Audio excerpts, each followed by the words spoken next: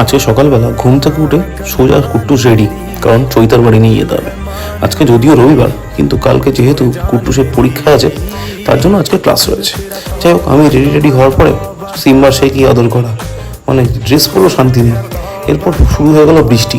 বৃষ্টির মধ্যে বেচারি কুট্টুস বাইরে গিয়ে দাঁড়িয়ে আছে পড়তে যাবে বলে, রেনকোট পরে, তখন বৃষ্টি তো।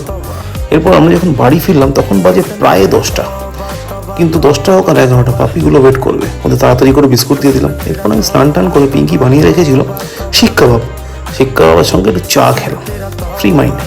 চাটা খেয়ে শিক কাবাবটা খেয়ে তারপর আমরা করতে বসলাম ডিনার তাড়াতাড়ি করে যখন শুলাম, কুট্টুসও শুলো, ঠিক তখনই টাইগারও সব কিছু কমপ্লিট করে এসে খাটে উঠে সে কি আদর করা, মানে সারা দিনের আদর যেন জমিয়ে রাখে। এখনই দিদিকে করতে হবে, প্রথমে মুখে তারপরে হাতে।